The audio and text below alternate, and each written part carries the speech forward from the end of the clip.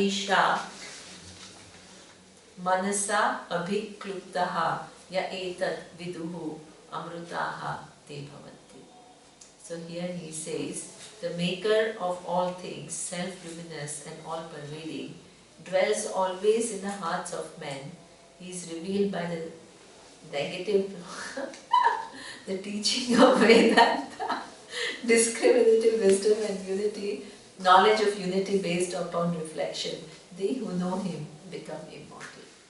Okay, so even though this other reality, which is Satyam, Gnanam, Anantam, Brahma, which is always there, you need to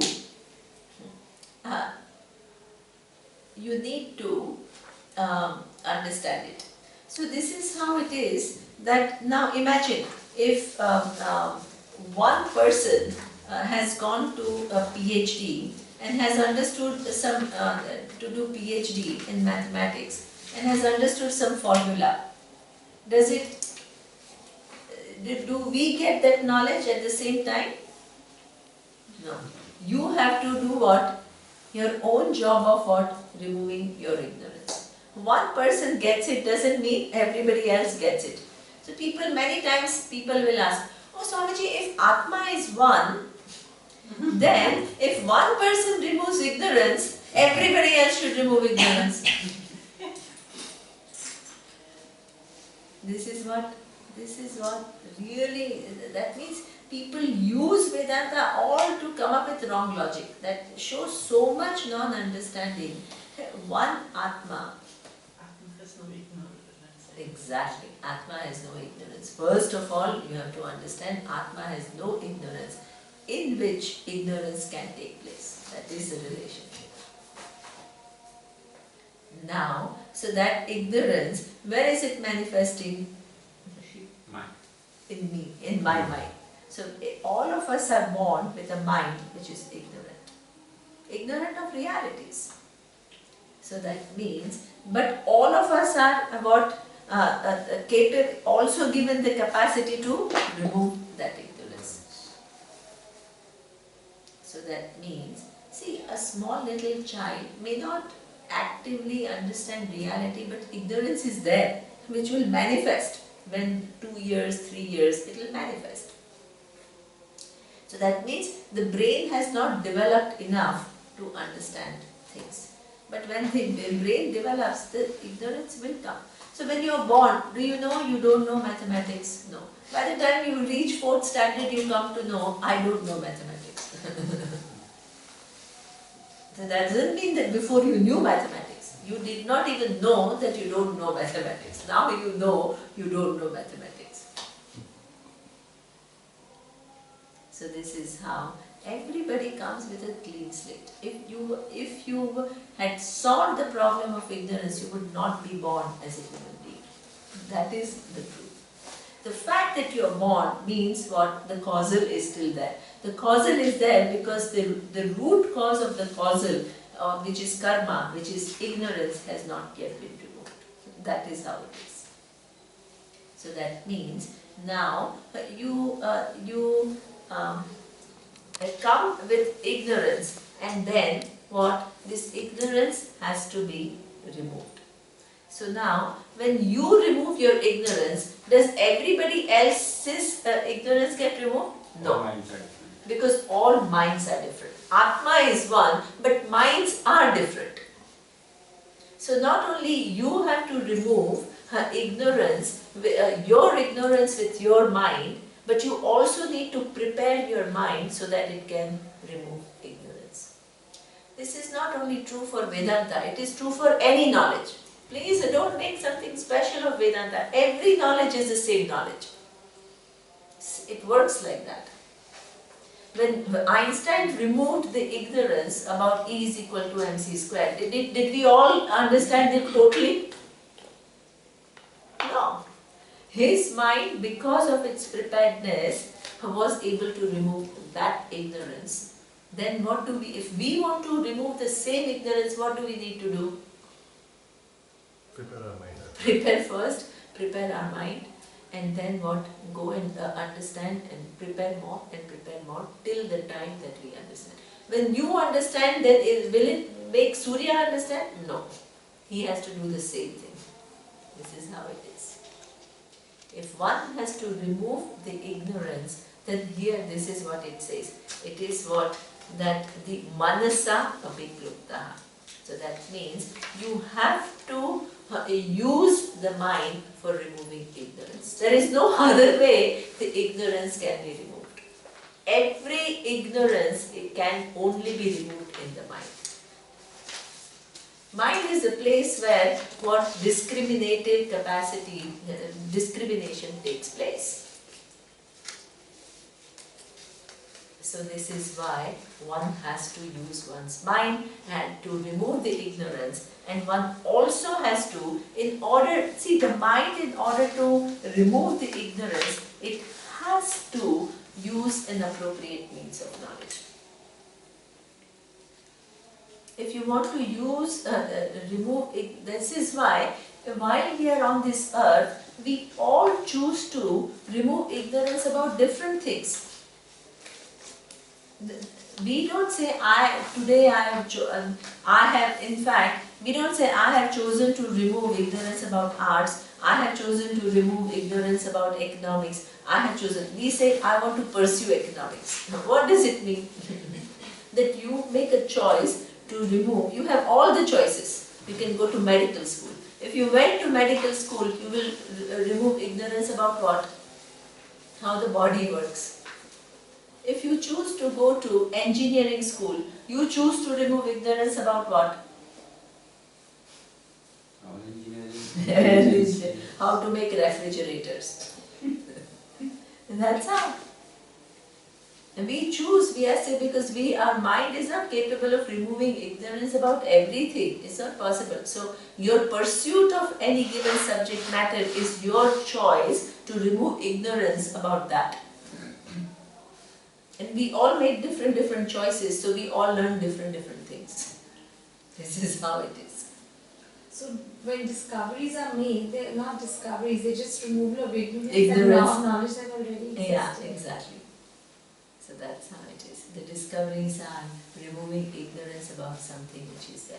See, based on that, so when I remove the ignorance about certain things, it may enable me to make different things. This is also what putting things together in alignment with certain laws. So for example, when the ignorance of gravity went, it paved the way for what?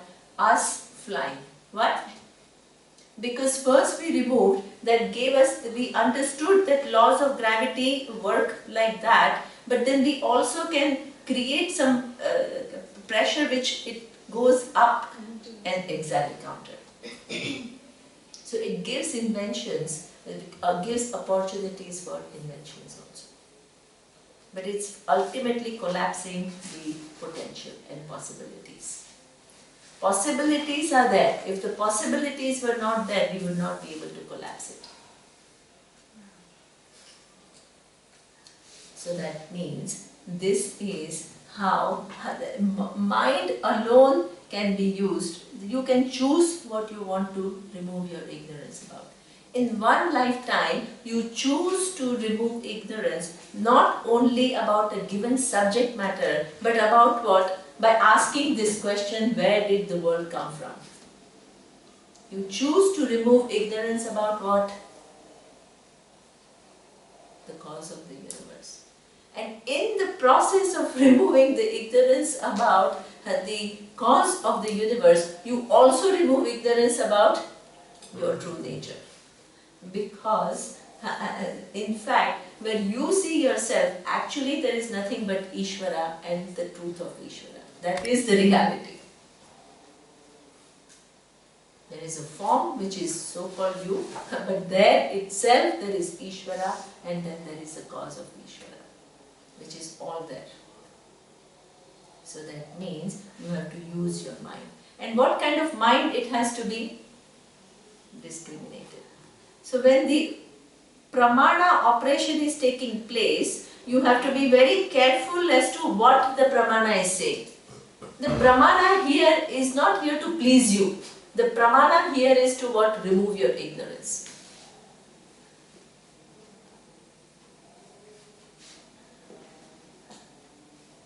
Pramana, if it was just doing some job of pleasing you, you will remain as ignorant as ever.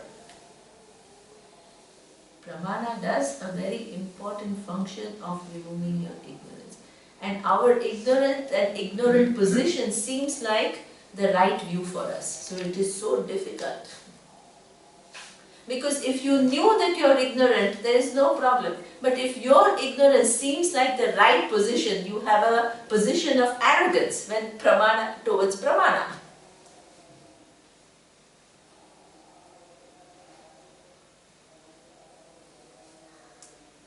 Your ignorance has to, only when you understand your ignorance as ignorance, you become humble. You become humble. Otherwise, you take your ignorance as knowledge and you have a derogatory position towards pramana. This is what I face all the time. People are so steeped in ignorance, but they think they know it all. And then what? They try to say, wow, what is this Upanishad? This is the attitude with which people come. Not everyone. Many people come with a very nice attitude, but I also get people like that. Lots. And it's true. Even I myself was like that. So don't worry. Initially we all operate from, I can find the logical fault. Then you realize, oh my God, this is something which is so incredible. You come down.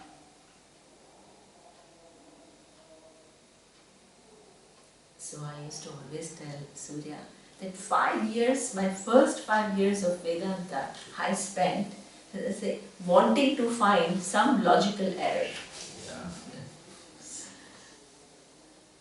So I know what it is. So when I see somebody in the audience like that, I recognize because I myself was like that. But it did me good. Why did it do me good? It made me understand Vedanta very deeply. When you take counter positions and then you begin, if you're honest and if you begin to see the logical fallacies that arise in that counter position, your understanding of what is being said deepens. If you don't take counter positions, your understanding always remains a little superficial. So it's actually, and that is the method which is used in Vedanta itself. So it's nothing wrong. If you don't take counter positions, you border on belief. Exactly. If you don't take counter positions, you border on belief. You say, okay, now Vedanta, but I don't know, but I think it seems okay. That is how it becomes a belief. In order for it not to be a belief but knowledge, you have to take counter positions. And it is included in the methodology. But one has to be But when your counter positions are logically proven wrong, you can't hold on to it or you can't feel hurt. That is method of growing to more clarity.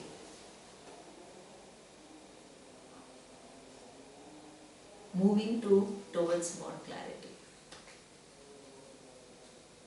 That is a method. So this is how the manasa mantavyaha. And one of the methods, one of the very famous methods through which Vedanta is conveyed, and people make so many mistakes about that too. So people say whole of Vedanta is neti neti, through negation. Whole of Vedanta is not this, not this, not this, not this, not this. Now imagine if I keep telling you Atma is not the body, Atma is not the mind, Atma is not this, Atma is not this. When will you know Atma by this method? What is left? Yeah, but what is left? How will you know what is left? You will never know. You will not get to know. You will not get to know. Because you will get to know if it was available for your perception and influence. But because it is not available for your perception, just by the method of na iti, na iti, na iti, na iti, you will never get to know it. So that means Vedanta has to do two operations. Two operations which are very, very important. First, it has to tell you what you are not. Then second operation is what? It has to tell you what you are. Because on your own, you can never figure out what is remaining when you negate everything is Jagat Karanam Brahma. Not possible. And I think here he also, when he says not iti, mentions all the other contradictory logic, Yeah, which also that doesn't. also. But in the methodology, see, na Yeah, you iti, say na it iti is not is it. actually, what we call avasthatraya prakriya. What is avasthatraya prakriya? You take yourself to be a waker, then it says you are not the waker, you are not the dreamer, you are not the deep sleeper, you are the invariable presence. So that is a neti prakriya. Then when you use panchakosha prakriya, same method.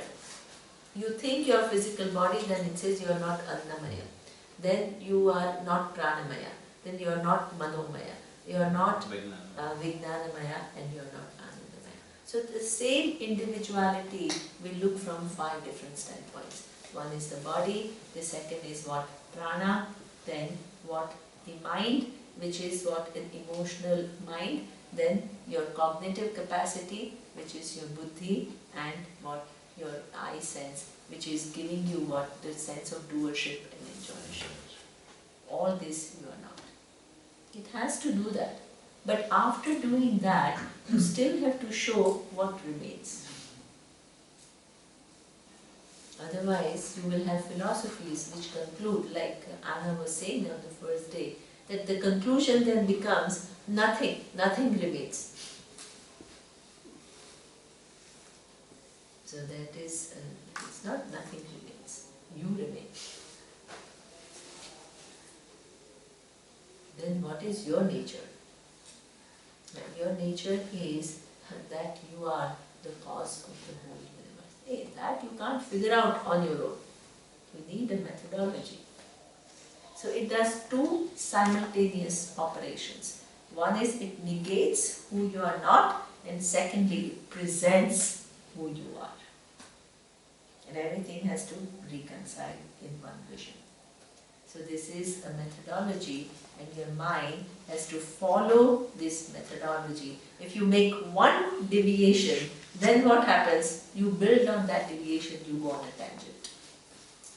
That's why logics are very important to keep you on track. This is why teacher can't let go. If the teacher sees that you are making a wrong logical conclusion, it's easy. I said, yeah, who cares? Oh, wonderful. Hey, but if you make that, it will be detrimental to your getting the subsequent logics. It's not possible. So you have to keep correcting.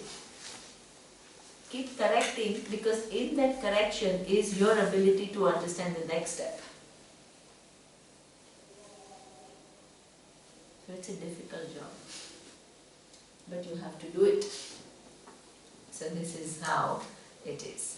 So this is, and the mind has to keep doing it until the time that you get total clarity in this knowledge. So the last verse, oh no, 110, okay, I'll stop.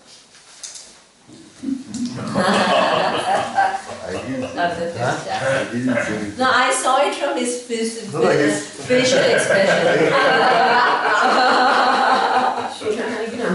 Your eyes.